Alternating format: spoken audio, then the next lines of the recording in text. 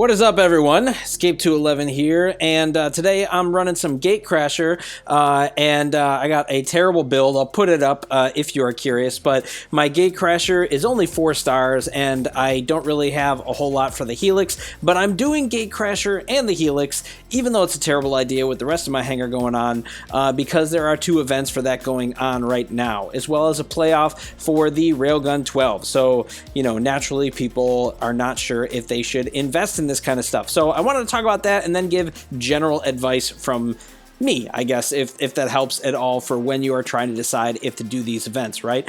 First of all, the Helix one is the Helix 10, and as a actual item, probably not one that's going to be worth many people's time, and it's a paid event, so I would say don't bother with it. At best, it has immediate value, but I don't think it's worth the amount. The only time I would think it's useful is for people, oh my gosh. Yeah, still didn't even kill this guy. Oh my gosh, yeah, I used all my stuff and I didn't kill him. Anyway, the only time I would say that that's useful is like when you're just going to have the immediate value of it if you are a lower level. If you're somewhere like me and you're toward the end of the game, that should kill that guy. Okay, good. At least I killed a cheetah with all of my firepower. It's just not worth the money investment for the long term, but it can have immediate value if its star ranking fits with where you are based on it being epic alone. That might be the only thing, but I still don't think it's worth you spending actual money on.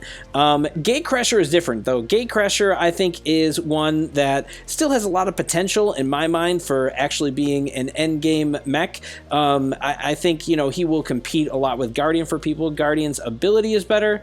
Oh, it didn't quite hit him. Yikes. But his speed and HP are better, and his ability is still pretty useful. So it's one that I overall think may have a shot at a spot. You know, that's debatable, of course, but so he's definitely worth getting, and this is one that you can get him with acoins. But this is also one where you have to count how many spaces there are, how much it is per acoins, and know how much you have to get it for guaranteed. For this, it is over 12k acoins. Now that is a lot to get a Gatecrasher that I think is at 3 stars to start, which is not too great. All right, even if you use all the other resources that you get with it, the credits and all the other stuff, you're going to be spending more, and it's still not going to get you to like his natural, gosh, what I would say 5-star ranking. Okay, I thought that guy was going to start shooting at me. Maybe he was waiting for the spin up time.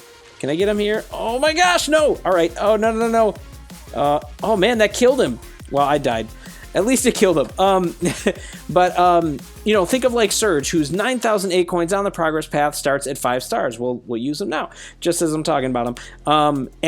You will get more out of that for value. Now, we don't know exactly what the progress path is going to be like. Maybe they're going to make it at lower star rankings or harder for you to get stuff. I have no idea. So 12k acoins may sound good, but to me, the value doesn't seem there because you're still going to have to invest a lot into them. Again, the only benefit in my mind is if you have all those acoins and you want some immediate value, if you're somewhere in the 3 or 4 star range where a big legendary is going to be very helpful, you know, at the place that you're at. But even that is questionable to me.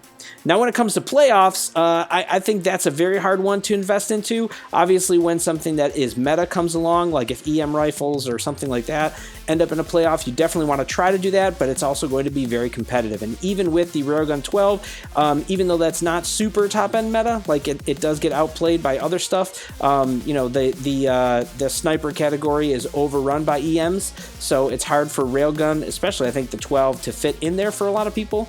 But it could be one that is viable for you to reach for. It's just very risky. And for me, the playoff is just one that I've skipped entirely. So when it comes to playoffs, I generally don't even bother. And then when it comes to an acoin-based crate rush, I compare it to what we already know from the progress path for its value.